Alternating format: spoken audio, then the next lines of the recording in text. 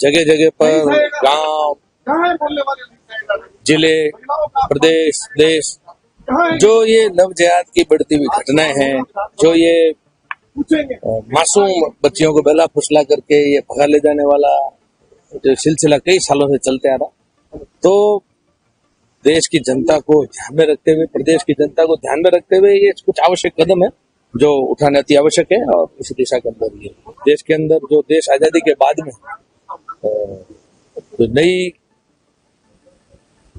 IPC आदरणीय गृह मंत्री जी द्वारा लेकर के आई गई है, कुछ संशोधन की आवश्यकताएं रही थी, इसीलिए ये सब बड़े कदम भी उठाए गए और आने वाले समय काल देश परिस्थिति के अनुसार के ये महत्वपूर्ण कदम है जो उठाए जा रहे हैं। सूर्य नमस्कार का विरोध कर रहे हैं कुछ संस्थान समुदाय के साथ। देखिए मैं मेरे विपक्ष के साथियों को एक सलाह देना चाहूंगा। एक तरफ वो इन जिला, प्रदेश और देश से भी ऊपर उठ जाए। 21 जून अंतर्राष्ट्रीय योग दिवस के नाम से जाना जा रहा, पूरा विश्व तो इस चीज का स्वागत कर रहा है।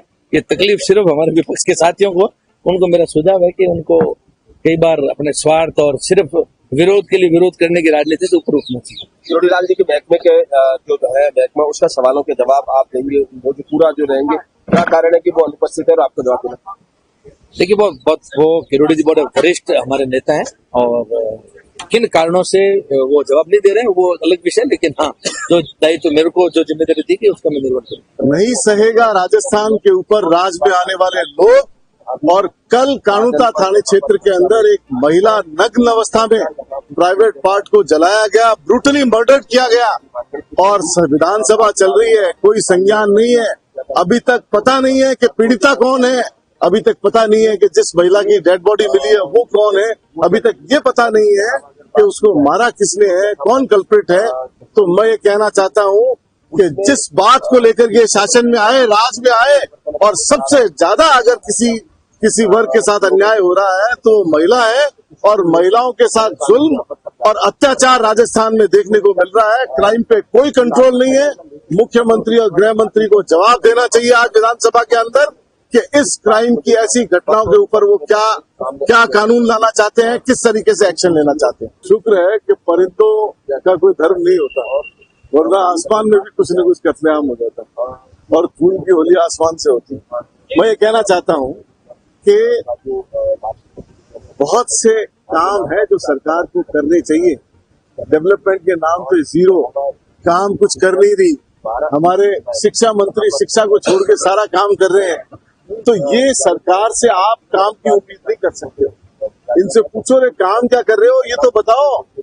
अभी राज्यपाल का अभिभाषण पढ़ा गया, राज्यपाल के अभिभाषण में झूठ का पुलिंदा, इनका बजट, हमारी तो बात जो हमारे काम रोक दिए वो तो अपनी जगह है। इन्होंने बजट दिया और बजट में हम इतने मेगावाट के ट्रांसमिशन यहाँ स्थापित करेंगे, इतनी यूनिट यहाँ स्थापित करेंगे, इतनी यूनिट यहाँ स्थापित करेंगे। बजट से अभिभाषण को कंपेयर करो, 25% भी कंपाइल नहीं होता है, 25% भी काम नहीं। काम के नाम पे जीरो है सरकार और बात सिर्फ इधर उधर की कर रही है। अभी बजट सत्र चलेगा, दिल्ली ने बजट दिया केंद्र सरकार ने, और बजट एक बार फिर पिछले बजट में 30,000 करोड़ रुपए बिहार ले गया, इस बार फिर कानों नाकों में नकेल डाल करके बजट को बिहार की तरफ मोड़ दिया गया और राजस्थान की जनता के साथ नाइंसाफी है। इन सब बातों पे विधानसभा में चर्चा होगी, सरकार के फेलियर पे भी चर्चा होगी और इस बात पे भी चर्चा होगी कि जिस तरीके से इन्होंने अभिभाषण पढ़ा, कोटा की बात पढ़ रहे, एक लाइन नहीं है रिवर फ्रंट के लिए, एक लाइन नहीं है रेड लाइट फ्री बनाने के लिए, लेकिन दूसरी बातों पे ध्यान बटा रहे। कोटा का जिक्र कर रहे हैं, लेकिन कोटा वो शहर जो कांग्रेस सरकार ने और शांति कुमार धारीवाल जो हमारे यूडीएच मंत्री थे, उन्होंने पूरी दुनिया के नक्शे पे कोटा को स्थापित किया कि एक ऐसा शहर है हिंदुस्तान में जो रेड लाइट फ्री किया गया है 5 सालों में। एक ऐसी जगह है, ऐसी रिवर है जो बिल्कुल चारों तरफ कंजेस्टेड कच्ची बस्ती से निकलती थी, आज वहां एक शानदार रिवर फ्रंट बनाया गया है। पूरे देश और दुनिया में कोटा ने अपने आप को नक्शे में स्थापित किया है। इन सब बातों पे ध्यान नहीं देंगे, ये वो बात बताएंगे जो ध्यान भटकाने वाली है, ध्यान दिलाने वाली बात नहीं बताएंगे। लेकिन हमारा दायित्व है, हमें जनता ने विपक्ष में जिम्मेदारी दी है। हम सब बातें, जनहित की बातें जनता के लिए। देखिए, सूर्य नमस्कार का ऑर्डर किया और वर्ल्ड रिकॉर्ड बनाया, मुझे इसमें आपत्ति नहीं, लेकिन फोर्सफुली कोई डिसीजन किसी भी वर्ग के ऊपर थोपा जाए उसमें पूरी आपत्ति। आदमी अपनी आस्था से, अपने आचरण से कोई कुछ भी अडॉप्ट करना चाहे वो स्वतंत्र है, हिंदुस्तान का कानून उसको इजाजत देता है। लेकिन आप जबरदस्ती, और शिक्षा मंत्री जी की तो बात ही क्या करें। शिक्षा मंत्री जी शिक्षा को छोड़ के सारा काम करते हैं, शिक्षा की बात नहीं करते। शिक्षा की बात क्या करते हैं? 450 स्कूल बंद कर देंगे, अंग्रेजी माध्यम बंद करेंगे। अरे अंग्रेजी माध्यम, तुम्हारे बच्चे तो पढ़े अंग्रेजी माध्यम में, और गरीब का बच्चा पढ़े अंग्रेजी माध्यम में, तो वो कम करोगे? इसका कारण है, और ये ध्यान भटकाने का कारण क्या है कि हमने जब ये 3,3500 अंग्रेजी माध्यम स्कूल खोली तो नतीजा ये हुआ कि आदर्श विद्या मंदिर के एडमिशन कम हो गए, संख्या कम हो गई, एनरोलमेंट कम हो गया है। तो टारगेट ये नहीं है, टारगेट उसको प्रमोट करना है और सरकारी स्कूलों में नामांकन कम हो और गरीब का बच्चा इंग्लिश माध्यम में नहीं पढ़ सके, ये टारगेट। ओपोजिशन का अर्थ विरोध करना हो गया। लोकतंत्र में ओपोजिशन का अर्थ विरोध करना नहीं होता, इसीलिए उसको प्रतिपक्ष कहते हैं। उसको उन्होंने नेगेटिविटी में ले लिया है। सूर्य सप्तमी का महत्व इसलिए है कि सूर्य अपने संपूर्ण आकार में होते हैं और सूर्य नमस्कार संपूर्ण योगों का समुच्चय है। तो अगर ऐसा कोई भी चांस मिलता है, किसी भी तरह का प्रयोग होता है, तो उसका तो स्वागत होना चाहिए। अगर छात्रों की स्थिति, मानसिकता, छात्राओं की मानसिकता इस तरह की हो कि वो रोजाना ही सूर्य नमस्कार करें तो भी कोई दिक्कत की बात नहीं है। लेकिन चूंकि ड्रेस है, पढ़ाई का माहौल है और खेल का समय, सूर्य नमस्कार का समय अलग अलग होता है, तो रोजाना अगर नहीं भी हो तो भी साल में योग दिवस है, सूर्य सप्तमी है, ये तो स्वागत योग्य है, इसका स्वागत करना चाहिए। 1.5 साल हो गए, करीब 1.25 साल से ज्यादा का वक्त हो गया आपकी सरकार को। ये शब्द मैं कोट कर रहा हूँ बच्चों का, कई सारे मुद्दे हैं जिन पे काम किया जा सकता है, उसकी बजाय आप लोग धर्मांतरण कानून जैसी चीजें ला रहे हो। नहीं, ये कौन कह रहा है? ये तो कह ही नहीं रहे ये सब बात। धर्मांतरण के सबसे बड़े अगर कोई विरोधी थे तो महात्मा गांधी थे।